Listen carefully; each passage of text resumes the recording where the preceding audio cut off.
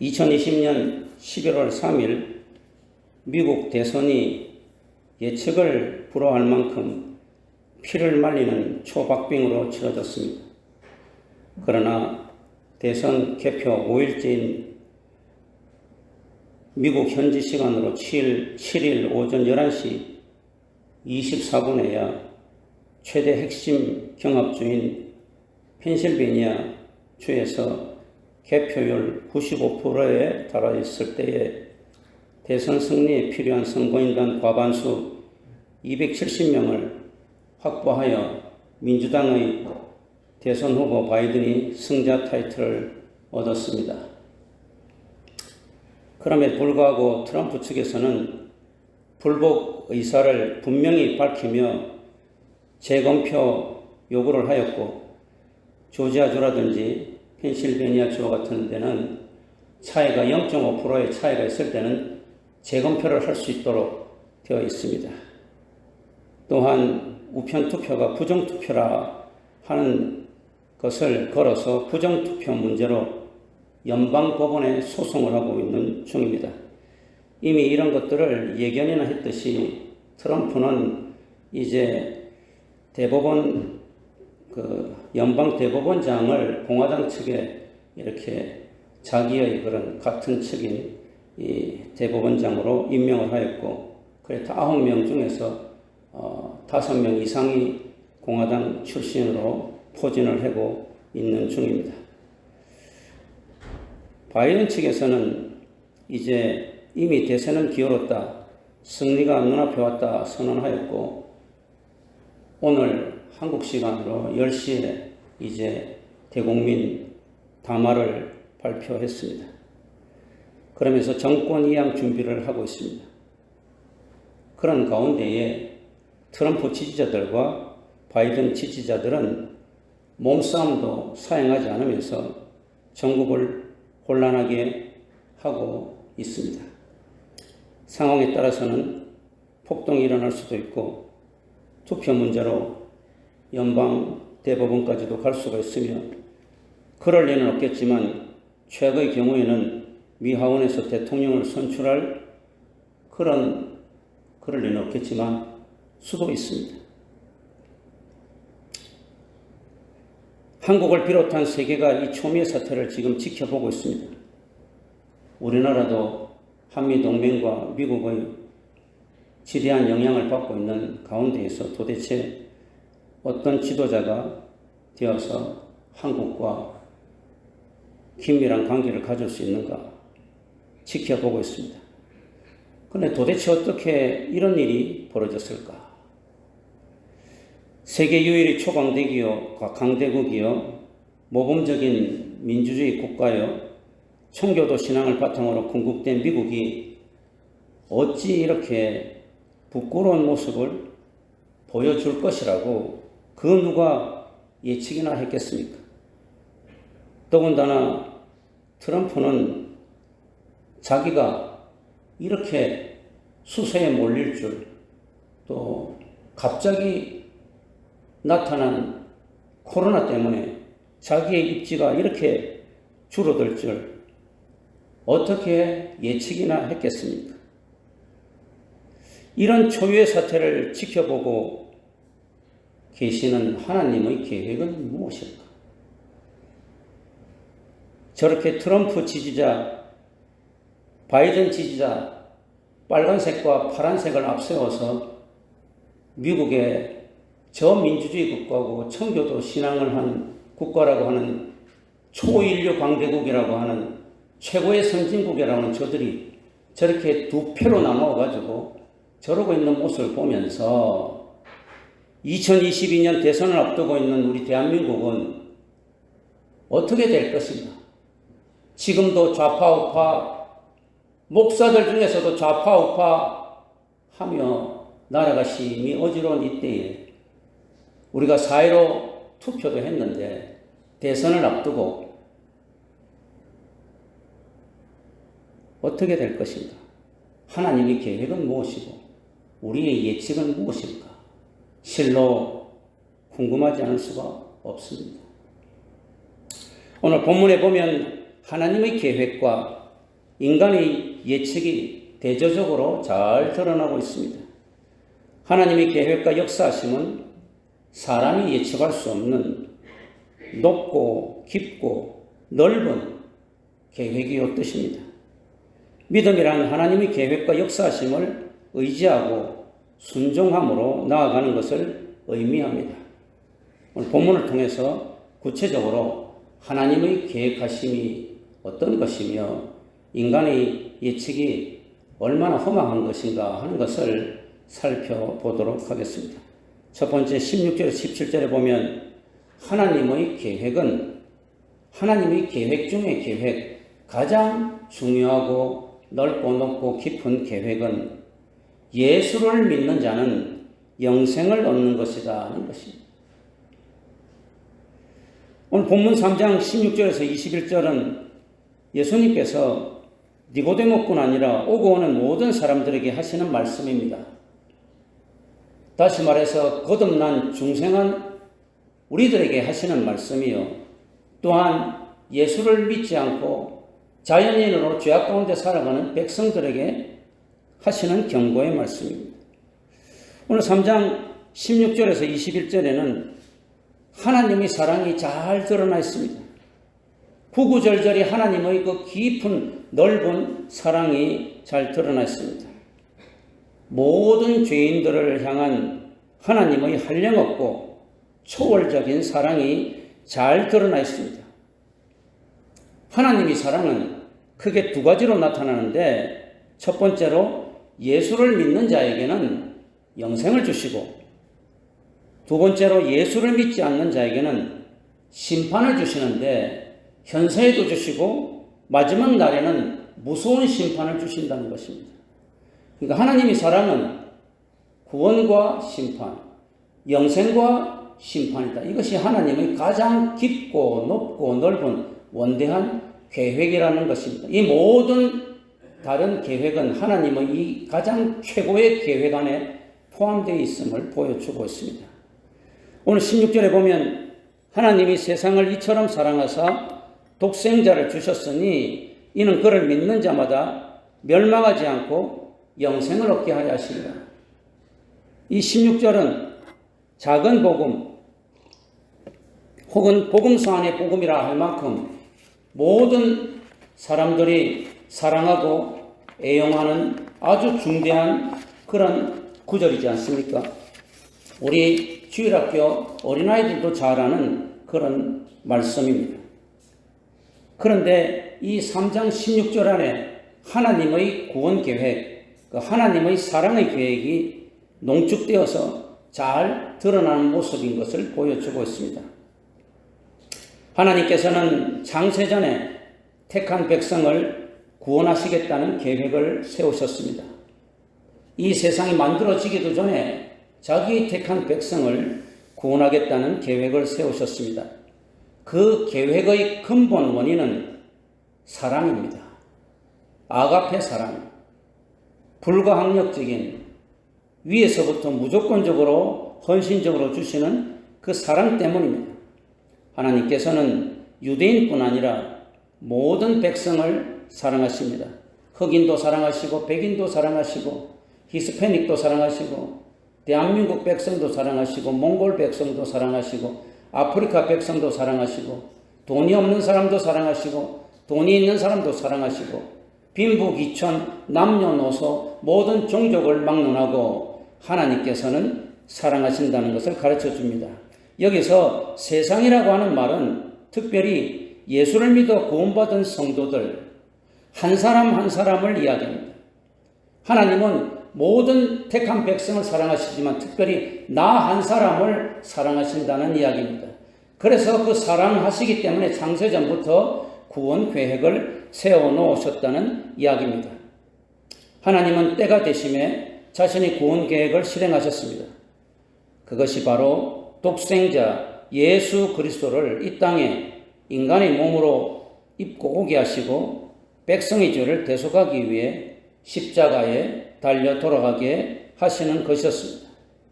이것을 믿는 자마다 자신이 지은 죄로 멸망하지 않고 영생을 얻게 하려 하셨습니다. 여기서 믿는 자는 구원의 기회를 주신 하나님의 사랑을 깨닫고 회개하고 돌아와서 예수님 안에서 하나님과 친밀한 교제를 하는 성도를 말합니다. 다시 말해서 앞에 니고데모에게 이야기했듯이 물과 성령으로 거듭난 자, 말씀과 성령으로 거듭난 자, 말씀을 통하여서 성령의 역사하심으로 회개하고 내 죄를 고백하고 하나님을 아바 아버지라 모시고 부르고, 그래야 해서 이제 이 하나님과 함께 세상과 짝하지 않고 하나님을 나의 보수로 삼아서 하나님과 친밀한 교제를 하는 성도들을 말합니다. 믿는 자마다 멸망하지 않고 영생을 얻게 하려 하십니다. 하나님의 사랑은 이런 택한 모든 백성, 이 믿는 모든 백성 한 사람 한 사람이 멸망하지 않고 예수님을 믿어 영원한 생명을 얻기를 바라시는 마음, 이것이 하나님의 사랑이고 사랑에서 나온 구원 계획이라는 것을 말씀하고 있습니다. 여기 16절에 멸망하다라는 동사는 살지 않고 죽는다, 보존되지 않고 파괴된다, 얻지 못하고 잃는다라는 뜻을 가지고 있습니다. 그 동사는 그릇된 길로 가는 양에게 사용되어지는 말입니다. 이 양은 어리석어서 자꾸 목자가 이끄는 대로 가지 않고 그릇된 길로 자꾸 간다면, 그 길로 가면 지금 반드시 죽는데 그 길로 간다는 뜻입니다. 아버지 집을 떠나 방황하는 탕자에게 사용되지는 말입니다. 그러므로 멸망하는 것은 하나님의 계획과 뜻을 따르는 일에 실패하여 그분과의 교제에서 영원히 배제되는 것을 의미합니다. 하나님의 영생 계획을 믿지 않고 따르는 일에 실패하면 영원히 멸망하는 것입니다. 이때 영생이라는 단어는 단순히 시간적으로 영원함을 의미하는 것이 아니라 질적으로 영원히 다른 세계에서의 삶을 의미합니다. 코로나도 없고 먹고 마시고 사는데 고달프지도 않고 사람들과 갈등과 다툼으로 괴로워하지도 않고 여러 가지 모습으로 어려워하는 이 세상과는 다른 전적으로 다른 세계, 다시 말해서 천국에서 영원히 사는 것을 의미합니다. 썩어지고 없어질 이 세상과는 다른 곳에서 상상할 수도 없는 풍요로움과 신선함과 행복함과 아름다움으로 사는 것을 의미합니다. 요즘 이제 겨울이 다가오니까 오늘도 바람이 보니까 그 아름다웠던 단풍 나뭇잎도 우수수 다 떨어집니다. 우리의 인생도 얼마 안 있으면 누구나 다 이 썩어질 세상을 떠나서 하나님이 예비하신 아름다운 천국, 하나님의 나라에 가든지 아니면 영원히 멸망하든지 둘 중에 하나인 것을 보여주고 있습니다. 하나님의 이 구원 계획은 하나님 나라의 1급 비밀이었습니다. 만약에 이 비밀을 마귀가 알았더라면 예수님을 그렇게 악착같이 십자가에 못 박으려고 애쓰지 않았을 것입니다. 그러므로 예수를 믿는 자가 영생을 얻는다는 이 하나님의 계획은 그 누구도 예측할 수 없었던 하나님의 높고 깊고 넓은 계획입니다. 이 사실을 온전히 믿고 주님과 친밀하게 교제하는 것이 오늘날 우리 성도들의 진정한 믿음입니다.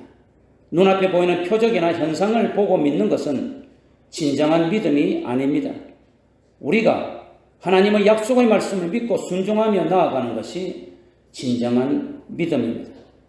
사도 요한은 17절에 다시 한번 16절의 설명을 대구법을 통해서 하나님께서 예수님을 이 땅에 보내신 이유를 설명하고 있습니다. 이 17절의 말씀은 한글 성경이 좀 부정확한데 정확한 원문 표현은 하나님은 세상을 심판하시기 위해 그의 아들을 보내신 것이 아니라, 그 뜻입니다. 하나님은 세상을 심판하시기 위해서 그의 아들을 보내신 것이 아니라 자기 아들을 통하여 세상을 구원하시기 위함이다. 그러니까 하나님께서 예수님을 보내신 것은 이 세상을 심판할 목적으로 보낸 것이 아니라 구원하기 위함이라는 이야기입니다. 그러므로 성육신 사건은 세상을 향한 하나님의 측량할 수 없는 사랑과 은혜의 계획이요 실행입니다. 만일 하나님이 이 세상을 심판하기 위해 예수님을 보냈다면 한 사람도 형벌을 피할 수가 없었을 것입니다.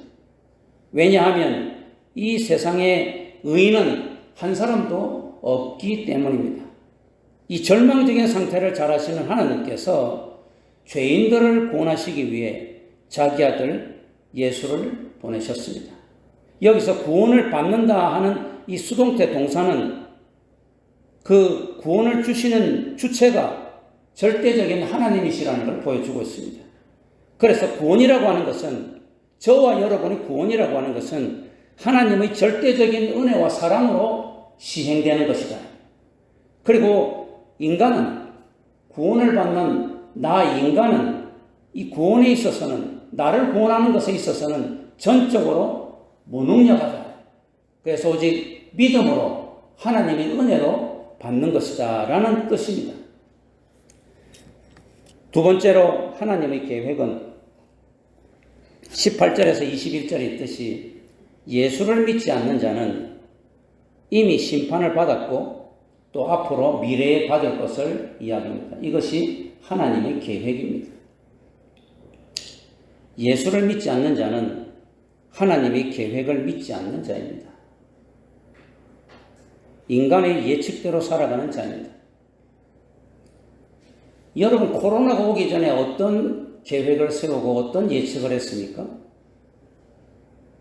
많은 사람들이 장사를 하든 사업을 하든 음악을 하든 예술을 하든 여러 가지로 많은 예측을 하면서 코로나가 오기 전에 나름대로의 무슨 전략을 짜고 계획을 세웠을 것이에요.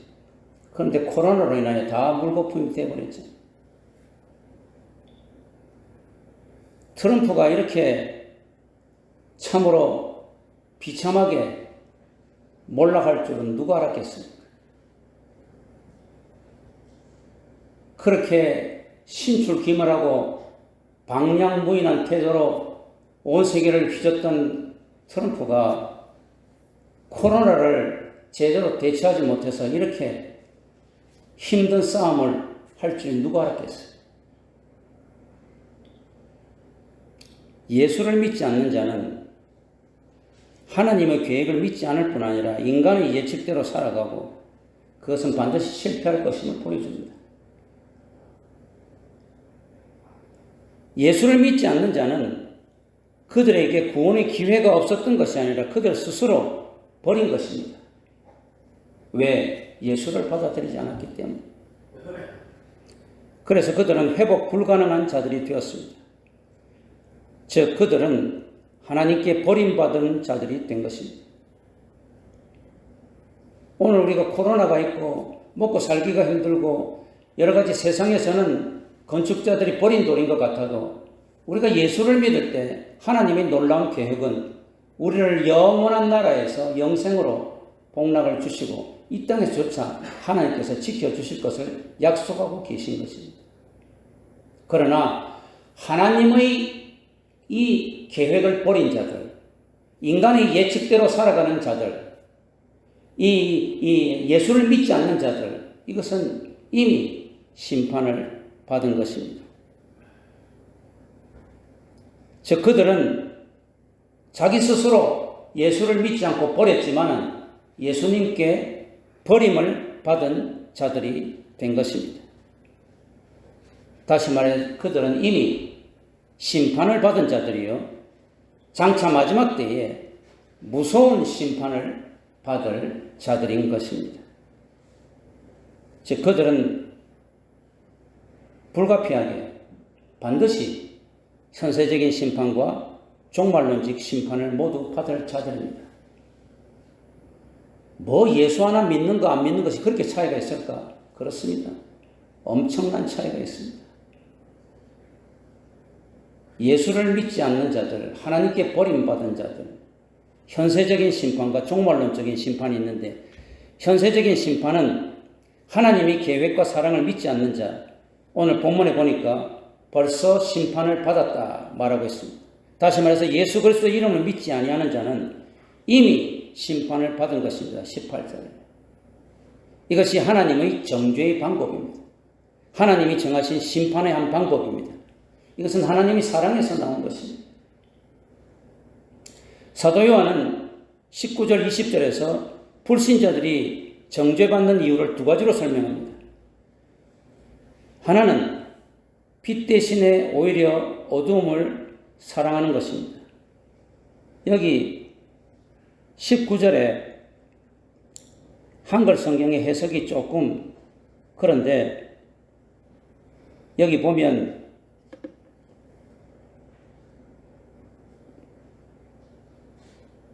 그 정죄는 이것이니 곧 빛이 세상에 왔으되 사람들이 자기 행위가 악함으로 빛보다 어두움을 더 사랑한 것이니라.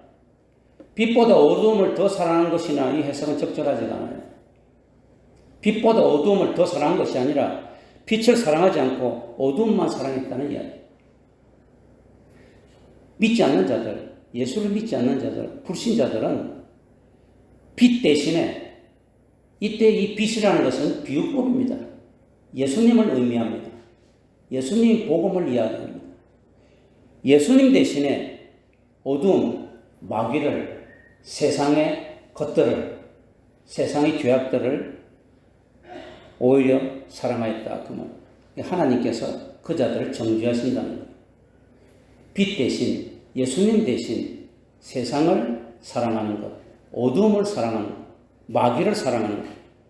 두 번째로 빛을 미워하여 빛으로 오지 아니하는 것. 다시 말을 바꾸면 예수님을 미워하여 예수님께 오지 아니하는 것. 이것이 이 세상 사람들, 자연인, 예수 믿지 않는 자들, 불신자들을 이야기하는데 이 자들은 이미 심판을 받았다. 정죄의 방법이라는 것을 이야기합니다. 이 두 가지가 정죄받는 이유이고 그들의 악한 행위라고 사도 요한은 규정하고 있습니다. 자기의 행위가 악하다라는 말은 이 동사는 그들의 행위가 반복적이고 계속적으로 악하다. 한두 번 악하고 마는 것이 아니라 하는 일마다 반복적으로 악하고 계속해서 악을 자행한다는 이야기. 그리고 그 배후에는 마귀가 도사리고 있다. 마귀가 졸개로 수화로 삼아서 모든 악을 행하는 자들의 뒤에 있다는 이야기. 마귀는 그들에게 권력을 주고 돈을 주고 세상적인 것을 능력을 주면서 그들이 악을 반복해서 계속 자행하고 있는데 그 배후에는 하나님께서 그들을 심판하시고 정죄하신다는 이야기. 그것이 현세적인 심판입니다. 하나님은 이들의 악한 행위를 미워하셨고 정죄하셔서 현세적인 심판을 하신 것입니다. 오늘 우리들은 그런가? 왜 이렇게 도대체 세상이 이 모양이냐? 착하고 선하게 살려고 하는 사람들은 정말 아무것도 못하고 악을 자행하는 인간들이 권력도 쥐고 돈도 가지고 모든 것을 가지고 갑질하고 힘들게 하고 하나님이 도대체 계신가? 왜 이렇게 세상이 불경통하나? 여러분, 악인들이 악을 반복적으로 계속 자행하는 것은 하나님의 현세적인 심판이에요. 그 뒤에는 마귀가 도사리고 있는 것입니다. 어두움의 백성들은 빛으로 오신 예수님을 싫어하고 어두움을 더욱 사랑하고 있습니다. 19절에 그들은 자신들의 행위가 악하여서 세상에 비치신 예수님을 미워합니다. 악을 행하는 자마다 빛을 미워하게 되어 있습니다. 왜냐하면 빛으로 인하여 자신의 행위가 드러날까 두렵기 때문입니다. 그들은 자신들의 악행과 불의가 공공연히 드러나 회개할 것을 요구할까 봐 두렵습니다. 여러분, 자기 잘못한 것을 공적으로 시인하고 회개하는 것이 두려워서 그들은 더욱더 반복적으로 악을 자행합니다. 그것이 하나님의 현세적인 심판입니다. 그건 권력을 가졌든 돈을 가졌든 세상의 능력을 가졌든 상관없어요. 그들은 그것을 가지고서 악을 자행해서 자기들이 부끄러운 짓이 잘못된 점이 드러날까 봐 더욱더 악을 자행하고 그들이 두려워하는 마음속에 내가 잘못했습니다. 나 정말 잘못했습니다는 회개를 요구할까 봐 두려운 그것이 현세적인 심판입니다. 그러나 우리 믿는 자들에게 회개는 죄 용서함을 받을 수 있는 하나님이 최고의 선물의 특권이잖아요. 앞에서도 그랬잖아요. 니고데모에게 물과 성령으로 거듭나지 않는 자는 하나님 나라에 들어갈 수 없다. 다시 말해서 물이라는 것은 나의 모든 영적인 죄를 깨끗이 씻는 것을 이야기해요. 그러기 위해서는 말씀이 필요하고 성령의 역사가 필요해서 나의 죄를 주님 용서해 주십시오. 회개하였을 때 주님께서 내가 너희 죄를 사하노라 십자가의 보혈로 깨끗이 씻어지기 때문에 우리는 거듭나는 자가 되고 하나님의 자녀가 되고 우리는 영생의 축복을 얻게 되는 것이죠. 그러니까 회개는 우리 믿는 자들에게 특권이고 하나님이 최고의 선물이에요. 그러나 믿지 않는 자들, 어둠에 속하는 자들은 회개하는 것이 두려워서 더욱더 악을 자행하고 빛이신 예수님의 오기를 미워하고 예수님을 핍박하는 것이에요. 이것이 하나님의 현세적인 심판입니다. 실로 그들은 하나님이 진노를 사서 이미 심판을 받고 내어버린 자가 되었습니다. 여기 벌써 내어버려졌다 그렇게 말하고 있습니다. 여러분, 내어버림은 하나님의 진노의 표시로서 현세적인 심판을 의미합니다. 여러분 집에 자녀들도 죽이 되든 밥이 되든 그냥 내버려 둡니까? 아이고 너 같은 인간은 모르겠다. 이제 난 너 포기했다. 죽이 되든 밥이 되든 마음대로 해라. 그럼 그 자식은 이제 끝난 거죠. 부모의 가장 무서운 진노예요. 그래도 자식이 잘못되었으면 욕을 하고 때리고 뭐 그냥 막 무서운 말을 하고 할지라도 그것은 자식을 사랑한다는 이야기죠. 하나님께서 지금 이 예수를 믿지 않는 자들에게 이 하나님의 계획을 갖다가 거부하는 자들에게 이 불신자들에게 이 마귀의 도구가 된 자들에게 그래서 마귀의 도구가 되어서 마음대로 반복적으로 계속적으로 악을 자행하는 자들에게 내버려 두십니다. 이것은 하나님의 현세적인 심판입니다. 바울은 로마서 1장 24절에서 28절에서 이 내어버림에 대해서 하나님의 현세적인 그 진노의 심판으로서 이 내어버림에 대해서 세 가지 면으로 상세하게 설명을 하고 있습니다. 첫 번째는 정욕의 더러움으로 내어버려 두셨다. 로마서 1장 24절 보니까 하나님께서 그들을 마음의 정욕대로 더러움에 내어버려 두사 심판이죠. 그들의 몸을 서로 욕되게 하여 하나님의 진노의 심판입니다. 그들이 정욕대로 마음의 정욕대로 더러운 짓을 하는 것을 그대로 내버려 두셨다. 오늘날 이 세상에 더러운 짓 하는 인간들이 많죠. 권력을 가졌다고, 돈을 가졌다고, 세상의 것을 가졌다고. 하나님의 현세적인 심판이에요.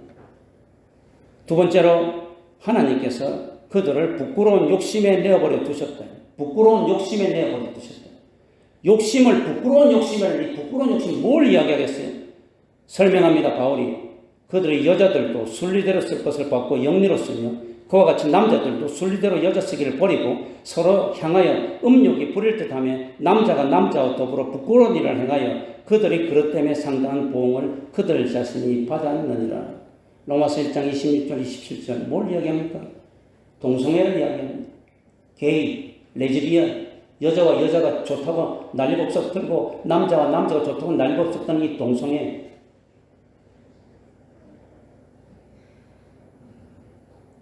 지금 현재 국회에서 추진 중인 포괄적인 차별금지법, 소수인권을 보호하자, 모든 인간은 차별이 없어야 된다. 말은 얼마나 좋습니까? 좋은 말도 많아요. 그러나 거기에 독소조항이 있으니 그중에서 대표적인 조항이 뭐냐? 동성연애, 동성결혼을 하는 자를 차별하지 말고 그대로 내버려 두고 시행하라. 만일 이것을 반대하거나 비난하거나 비평하는 자는 법을 어기는 자다. 이거예요. 지금 온 세계가 지금 동성애 하는 것을 합법하고 앉았고 옛날에는 저기 구석에서 음지에서 부끄럽게 동성애 짓을 하는 인간들이 백주의 대낮에 나와가지고 활보하고 우리가 이게 하는 게 뭐가 잘못됐느냐. 압력단체를 만들고 정치가들을 붙잡고 돈 있는 사람을 붙잡고 해가지고 지금 온통 세계를 이렇게 죄악의 모습을 보내고 있습니다. 성경에서는 분명히 이야기하고 있습니다. 창세기에 보면 이 아브라함이 롯이 있는 소돔 고모라 성에 갔을 때에 이 하나님의 천사가 남자인 줄 알고 나와서 우리가 상관하자. 이 관계하자는 이야기죠.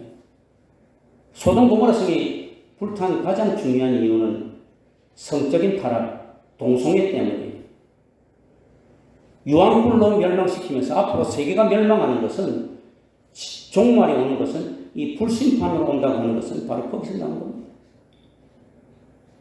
레위기에서도 이야기하고 오늘 로마서 1장 26절 27절에서 분명히 동성애는 부끄러운 욕심으로 행하는 것이고 이것은 하나님께서 현세적으로 심판하는 것인데 내어버려 둔 것이라고 분명히 이야기하고 있습니다. 그런데 만약에 이 차별금지법이 통과가 되면 오늘 제가 목사가 이렇게 이야기하다가는 잡혀가요. 저는 여기서 설교 못합니다. 신학교에서 교수가 동성애를 하는 것은 하나님께서 저주를 내린 현세적인 심판이다 그랬다가는 그 교수는 잘려요. 오늘 현실이 이렇습니다. 우리 아이가 네덜란드에서 지금 CF 촬영 그런 것을 하는데 코로나니까 요즘 수주가 잘 안 들어오잖아요. 그런데 수주가 하나 들어왔는데 거기에서 모든 사람들이 행복하게 사는, 그러니까 이제 행복 보금자리 뭐 이런 거 하는 거겠죠. 그러면서 뭘 요구하느냐? 그 동성애 남자와 남자가 이렇게 보금자리를 만들고 행복하게 사는 그 모습도 넣어달라고 그랬대. 그래서 이거를 아빠 어떻게 하면 좋겠느냐고 왔어요. 그래서 내가 뭘 어떻게 하긴 어떻게 심플리파이 단순하게 살아라 이놈아.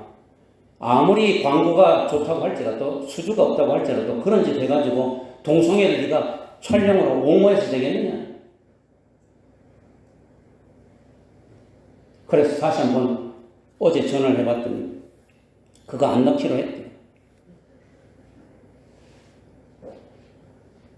그래서 그렇게 해야 됩니다. 요즘 그런 추세입니다. 그럼 세 번째 바울은 로마서 1장 28절에 그들이 마음에 하나님 두기를 싫어하며 하나님께서 그들을 상실한 마음대로 내어버려 두사. 오늘날 자연인들은 아까 그랬잖아요. 빛을 미워한다고 그랬잖아요. 예수를 미워한다고 그랬잖아요. 어두움을 자행하는 자들은 빛을 오히려 싫어한다고 그랬잖아요. 하나님을 마음에 두기를 싫어해요. 하나님 말씀을 듣기를 싫어하고 하나님 간섭받기를 싫어하고 지 뜻대로 지 고집대로 살기를 바래요. 하나님은 그들의 현세적인 심판으로 상실한 마음으로 살고 오늘날 세상 사람들은 상실한 마음으로 살고 있습니다. 하나님을 두기를 싫어하면 상실한 마음이고 그것은 현세적인 심판이에요. 상실한 마음으로 살 때에 불의를 행하고 탐욕을 행하고 수근수근거리고 비방하고 온갖 악행을 저지른다고 바로 29절에 나오고 있어요. 2019년 4월에 헌법재판소는 현재의 낙태법을 위헌이라고 판결을 내리고 2020년 12월 31일까지 올 12월 31일까지 낙태법을 폐지하든지 고치든지 하라고 명령했어요. 이에 정부는 개정안을 10월 7일에 마련해서 국회가 연말 안에 이 낙태법을 개정법을 처리를 해야 됩니다. 낙태법 개정을 처리하든지 낙태법을 없애버리든지. 그런데 여성계와 일부 여당 국회의원들은 아예 낙태법 그 자체를 폐지해버리자라고 주장하고 있습니다. 낙태가 뭔지 알죠? 현재 낙태법은 첫 번째, 낙태한 여성은 1년 이하 징역이나 200만 원 이하의 벌금. 두 번째, 낙태를 수술한 의사는 2년 이하 징역. 이게 현재 낙태법이에요. 그런데 이것은 12월 31일까지만 유효하고 대법원에서 그것은 잘못된 것이니까 고치든지 폐지하라. 그렇게 이야기했습니다. 그래서 지금 개정안을 만든 것이 14주까지는 낙태를 허용하고 두 번째로 24주까지는 24시간의 숙려기간을 통해서 조건부 허용한다. 이것이 개정한 낙태법이에요. 지금 이런 상황입니다. 이러할 때에 고신, 대한예수계 장로회 고신, 대신, 합신 이 세 교단 총회에서는 연합으로 성명서를 발표하고 11월 8일 오늘입니다. 낙태아 생명 존중 주일로 정했습니다. 오늘을 태아 생명 존중 주일로 정하고 낙태에 대해서 그동안 교회가 바로 가르치지 못한 죄를 회개합니다. 공식적으로 정했습니다. 목사가 낙태는 죄다. 하나님께서 사랑하시는 생명, 태안에 생명이 있는 것부터 시작해가지고 바로 그것은 생명이다. 이것을 가르치지 못했습니다. 또한 교회에 많은 의사들이 있는데 낙태를 해주면 안 된다 본받고 그걸 가르치지 못했습니다. 우리 죄를 용서하십시오. 그런 회개를 이야기하면서 이 낙태법이 폐지가 되지 않도록 호소를 하고 있습니다. 사랑하는 성도 여러분, 이것은 한 예입니다. 예. 제가 지금 이야기한 차별금지법과 이 낙태법 이런 것은 하나의 빙산의 일각의 조그만 예입니다. 오늘 이 세상이 이렇게 악합니다. 하나님을 상실하고 하나님을 두기를 싫어하고 상실하는 마음, 빛이신 예수님을 미워하고 빛으로 오기를 싫어하고 예수님을 받아들이지 않는다는 것은, 예수님을 믿지 않는다는 것은 바로 마귀의 종로를 타면서 온 세상을 인간의 예측대로, 인간의 욕심의 예측대로, 인간의 마음먹은 대로 자해자재하면서 사는 것을 이야기하는데, 하나님은 그걸 내버려 두고 계세요. 그것은 내버려 두는 것이 아니라 현세적인 심판입니다. 하나님은 다 보고 계세요.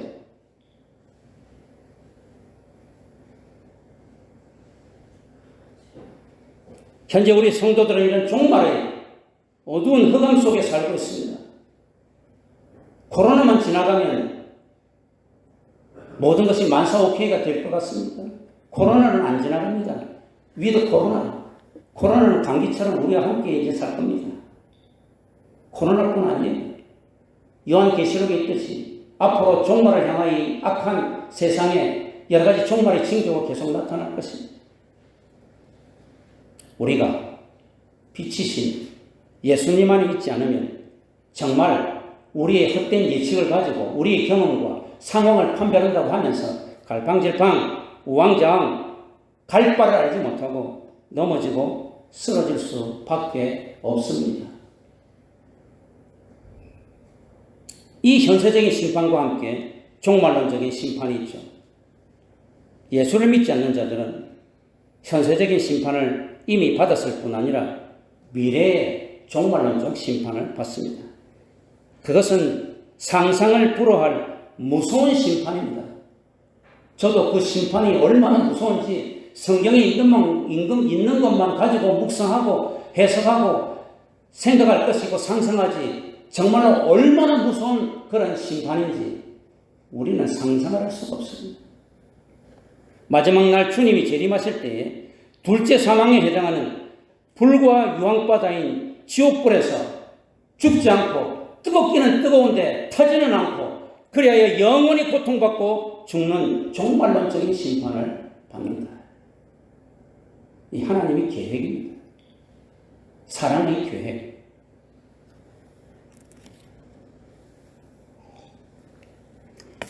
사랑하는 성도 여러분, 여러 가지 환난과 시련으로 고통을 받고 있습니까? 코로나 때문에 고통을 받고 있습니까? 아니면 계획하고 생각했던 장사가 제대로 안 되고, 또한 직장도 어렵고 회사도 제대로 안 되고, 뭐 요즘 하나 되는 것이 없는 것 같습니까? 하나님께 감사해야 됩니다. 다음 주일은 추수감사주일인데, 추수감사주일하고 1년 농사 다 한 거 태풍으로 날아가고 물 날리고 다 날아가 버렸습니까? 하나님께 감사해야 됩니다. 왜? 우리에게 하나님께서 영원한 생명과 천국을 주셨기 때문에. 하나님께서 또한 우리에게 회개할 기회를 준 것에 감사해야 됩니다. 회개란 거듭난 성도들, 앞에 니고데모에게도 요구했지만 거듭난 성도들, 십자가의 은혜로 하나님의 자녀된 자들에게만 주시는 하나님의 선물입니다. 회개할 수 있다는 것은 믿는 성도들의 특권입니다. 하나님께서 저와 여러분은 죄로 가득한 이 세상에 그냥 내버려 두시지 않으시고 고난과 아픔을 주셨습니다. 그것은 저와 여러분을 깊이 사랑하신다는 증거고 하나님의 구원 계획입니다. 아버지로서 자녀에게 깊은 관심을 가졌다는 증거입니다. 하나님께서 우리에게 시련을 주심으로 그 연단을 통해서 의와 평강의 열매를 맺게 하시려는 사랑과 자비 계획입니다. 히브리서 12장 5절에서 11절을 보면 그 아버지가 사랑하는 친아들에게 징계하시지 않겠느냐? 채찍을 주시지 않겠느냐? 채찍과 징계가 없으면 친아들이 아니고 사생아다 라고 말씀하고 있지 않습니까? 동물원에 있던 아기 낙타가 어미 낙타에게 다음과 같이 질문하였습니다. 엄마, 왜 우리 낙타는 등에 큰 혹이 있어요?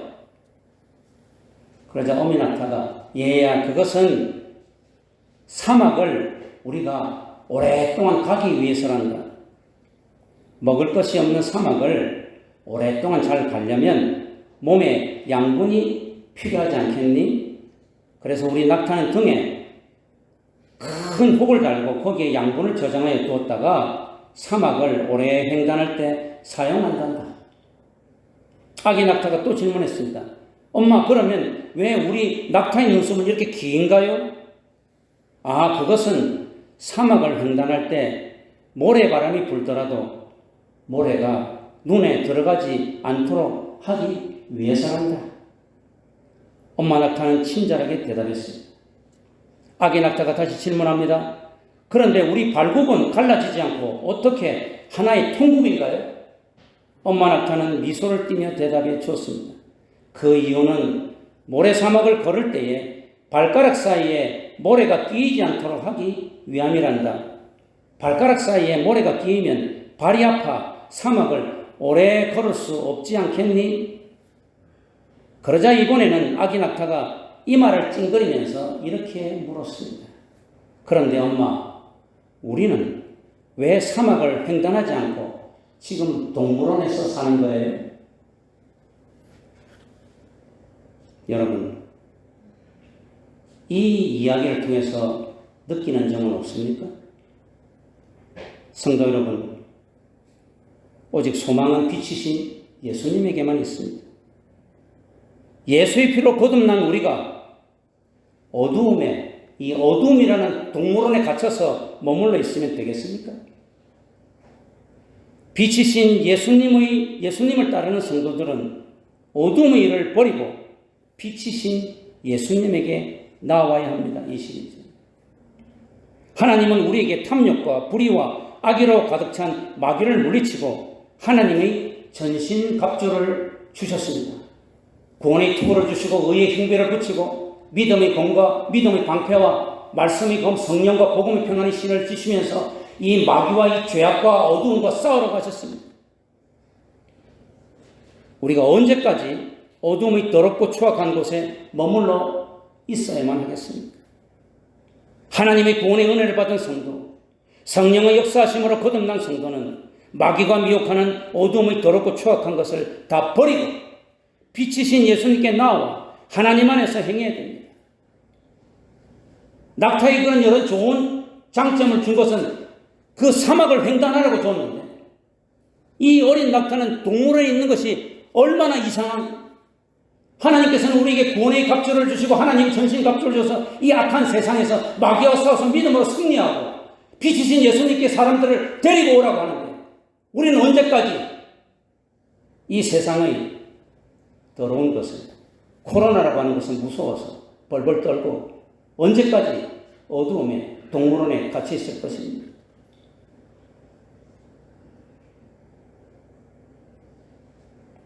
빛이신 예수님께서 칭찬하고 기뻐하시는 일들을 하나님 목전에서 행해야 됩니다.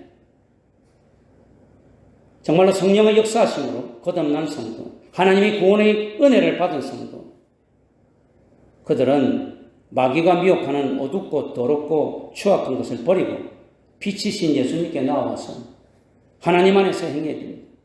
오늘 여기서 하나님 안에서 행하라, 하나님 안에서 행한다 하는 말은 하나님의 목전에서 포함되어 in the presence of God, 하나님 앞에서 행한다는 이야기입니다.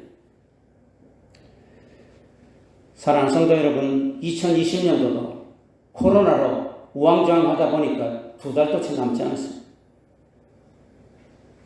거듭난 우리 성도들은 물과 성령으로 거듭난, 말씀과 성령으로 거듭난 우리 성도들은 이제 눈에 보이는 현상이나 표적을 보고 섣부른 인간적인 예측을 하는 자가 아닙니다. 오히려 하나님의 말씀과 계획에 의지하여 구원에 비치신 예수님께 나아가는 자들입니다. 이제 우리 영생의 말씀을 온전히 믿고 어둠에 속한 모든 행위들을 통해 자복하고 비치신 예수님께 나아갑시다. 예수 십자가의 보혈로 주홍 같은 우리의 붉은 죄를 눈처럼 희게 씻어 주실 것입니다.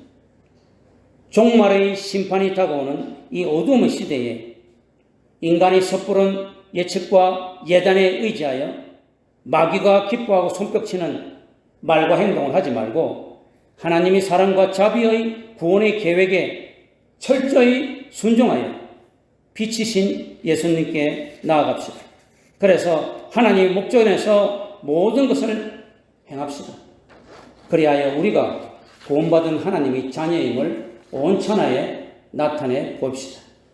마침내 장차 하나님께서 약속하신 대로 여러분과 여러분의 후손을 영생의 축복과 유업으로 인도하실 줄 믿습니다. 이런 모든 놀라운 축복이 여러분에게, 여러분의 가정에, 여러분 후손에게 충만히 임하기를 주 예수의 이름으로 축원합니다.